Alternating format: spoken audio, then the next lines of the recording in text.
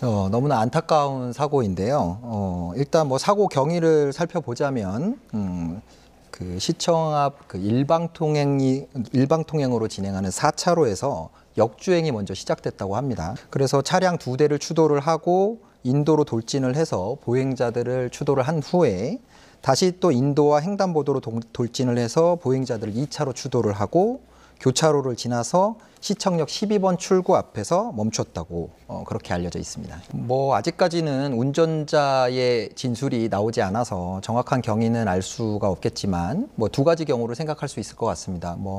질이 어두워서 길을 잘못 들었던 그런 상황이 있을 수가 있을 거고요. 그리고 또 그 운전자가 지금 급발진을 주장하고 있다고 하는데, 그러면 차량이 어떤 조향 장치의 제어에 문제가 있었던 것은 아닐까. 그래서 방향성은 알고 있지만 차량이 제대로 작동하지 않아서 역주행로로 진입하게 되지 않았을까, 뭐 그런 가정을 할 수 있을 것 같습니다. 한 번만 다녀본 사람들이라고 하면 거기가 굉장히 넓은 일방통행도로이기 때문에 차들이 다 일방향으로 돼 있습니다. 그래서 운전이 뭐 미숙하고 초보 운전인 사람이 아니라면 차량들 어느 정도 움직임만 보더라도 여기가 일방통행이라는 거는 충분히 인지하지 않았을까 싶은 생각이 들어요. 각자 개개인의 사연들을 들어보면 정말 눈물 없이는 들을 수 없는 그런 사연들이 좀 많은 것 같습니다. 심층적인 조사가 이루어져야 되겠지만 일단 저는 급발진에 대한 얘기가 나오면 차량이 운전한 그 구간과 거리와 시간, 이런 것들을 좀 주의 깊게 보는 편입니다. 예를 들어서 아주 짧은 거리를 잠깐 동안 운전하면서 뭐 사고가 발생했다면 운전자의 운전 미숙으로 인한 사고일 가능성이 높다고 보지만, 상당히 긴 거리를 긴 시간 동안 이제 빠른 속도로 운행을 했다라고 하면 운전 그 미숙으로 보기는 좀 어렵다고 보는 것이, 보통 사람이 이렇게 엑셀을 한번 밟게 되는데, 내가 예를 들어서 브레이크를 밟으려고 했는데 엑셀을 잘못 밟았다고 하면 내가 예상한 것과 다른 방식으로 차량이 움직이게 됩니다. 그죠? 속도가 줄어야 되는데 갑자기 속도가 늘어나게 되거든요. 그렇게 되면 본능적으로 사람이 놀라서 적어도 브레이크를 밟지는 못하더라도 엑셀에서는 발을 떼게 돼 있습니다. 내가 잘못했다라는 걸 인지하니까요. 그러면 가속이 이루어져서는 안 되는데, 이 상당 거리의 급발진 사고로 의심되는 사고들을 보면 계속해서 가속이 이루어지는 그런 상태를 볼 수가 있거든요. 예. 정상적인 차량 상태라고 하면 엑셀에서 발을 떼면 속도가 줄어들거든요. 보여지는 영상들을 보면 주행 거리가 한 200m 정도 된다고 하더라고요. 예. 그리고 그러면 200m를 주행하는 동안 시간도 꽤 있었을 것이고, 만약에 내가 잘못 조작을 했다라고 하면 그것을 바로잡을 수 있는 시간이나 어떤 거리가 충분히 있었는데 그걸 하지 못했다는 것을 봐서는 급발진을 충분히 의심해 볼 수 있지 않나, 이런 생각이 듭니다. 통상적인 급발진 사고랑 조금 다른 모습이기는 합니다.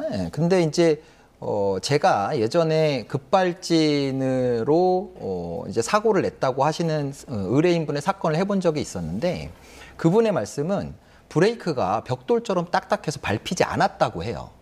그러니까 아예 눌러지지가 않은 거죠. 브레이크를 밟으려고 했지만, 만약에 그런 상태였다라고 한다 그러면 차량이 어디에 충돌을 하기 전에 그런 상태가 해소가 됐을 수도 있다라고 저는 생각이 되거든요. 그래서 일단 급발진 상태로 막 사고를 일으켰는데 멈추질 못한 상태였던 거죠. 그 상태에서 다시 브레이크가 작동을 하기 시작한 상황이 아니었을까.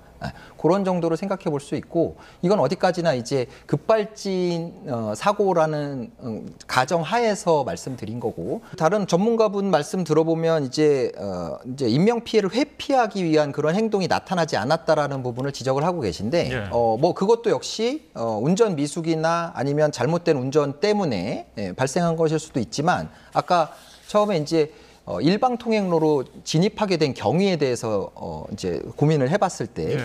핸들이 제대로 조작이 안 되는 상황은 아니었을까라는 부분도 생각해 볼 수가 있거든요. 그래서 뭐 이 부분도 역시 다각도로 한번 예. 검토를 해봐야 되는 부분인 것 같습니다. 정상적인 운전을 하는 사람들은 내가 역주행길에 잘못 들어왔다라고 했을 때는 그 자리에서 차를 멈추고 후진을 하지, 아무리 자기가 운전에 자신이 있다고 해도 그 역주행 방향을 끝까지 가서 그 장소를 회피해야 되겠다, 이런 생각을 하지 못하거든요. 왜냐하면 계속해서 그 반대 방향에서 차들이 내려올 것이기 때문에 거기를 빨리 직진을 역주행을 해서 거기를 빠져나가야 되겠다라는 생각을 하기가 쉽지는 않다고 저는 생각하거든요. 그래서 그런 분석도 사실은 논란의 여지가 있지 않을까라는 생각을 하고 있습니다. 차량 자체와 차량 안에 들어있는 EDR 기록 장치 그리고 블랙박스 뭐 이런 것들을 뭐 이제 모두 이제 검증을 하기 시작하겠죠. 예. 네, 그런데 이제 EDR 데이터 같은 경우에는 차량의 센서를 통해서 기계적인 동작이 어떻게 이루어졌는지를 기록하는 장치인데, 예. 근데 이 장치가 만약에 기계적인 작동 자체가 잘 되지 않았다라고 하면 기록이 안 됩니다. 아까 말씀드린 것처럼 예를 들어서 브레이크가 벽돌처럼 아예 밟히지 않는 상태였다고 하면 센서는 브레이크가 밟혔나 안 밟혔나를 측정하는 건데 브레이크가 밟히지 않았다고 하면 브레이크를 아무리 밟았어도 브레이크를 밟았다라는 기록이 남지 않는 거죠.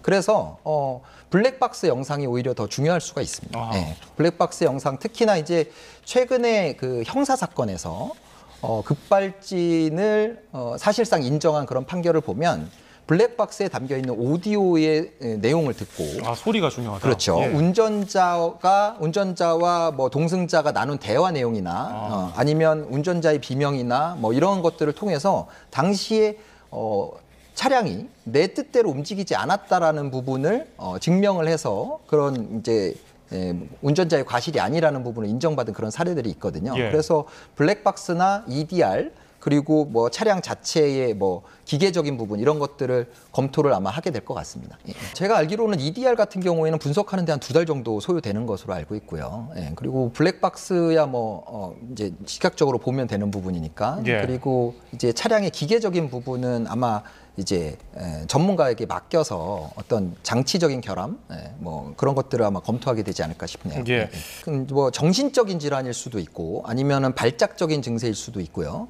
그런 경우에는 이제 운전 자체를 본인의 의지가 아닌 다른 방식으로 뭐 마치 다른 사람이 움직이는 것처럼 예. 그렇게 운전을 할 수도 있을 것 같고요.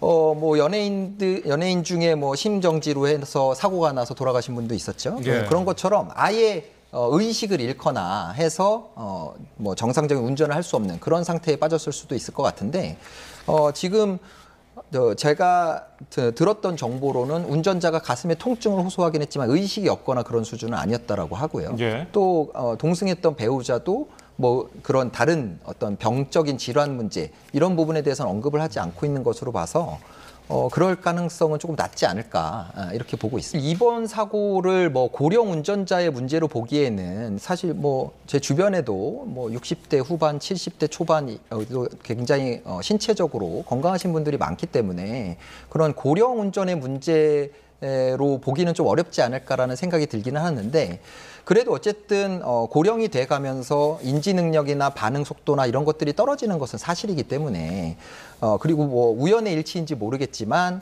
이런 사고들을 발생시켰을 때 운전자의 연령을 보면 고령인 경우들이 좀 상당히 많이 있거든요.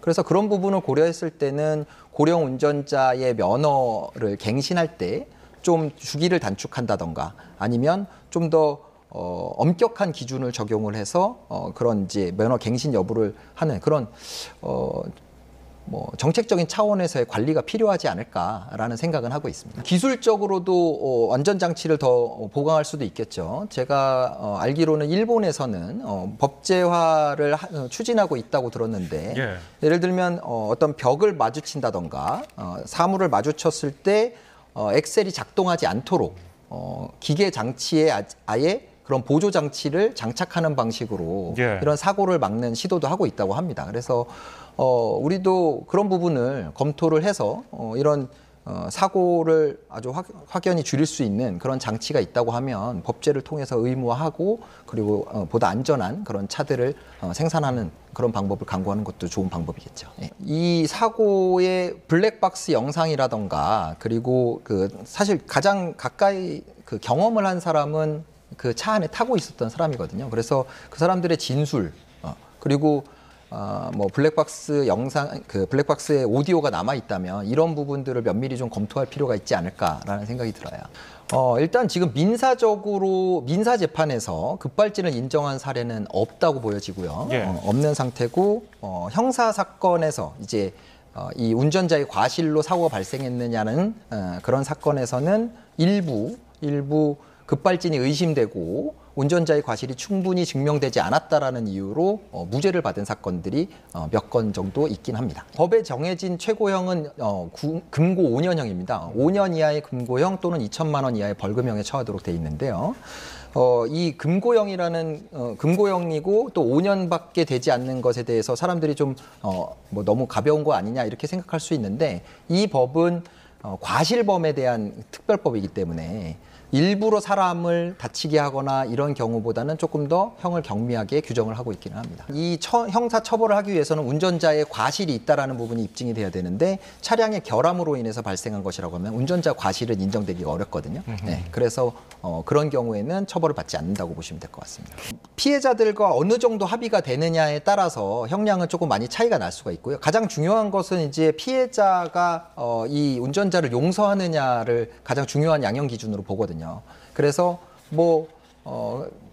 심하게 이제 중하게 나온 경우에는 금고 4년형까지도 보여지기도 하고요. 그리고 또 이런 교통사고 같은 경우에 다수의 피해자가 발생하면 이거를 하나의 사건으로 여러 개의 범죄가 동시에 일어난 걸로 보거든요. 그럴 때는 이제 그냥 법에 정해진 한도에 있는 형이 가장 최고형으로 이제 법정형이 됩니다. 그래서 아마 이 사건도 피해자들과 합의를 못 보고 최고형이 선고가 된다고 하면 금고 5년형이 되지 않을까. 예.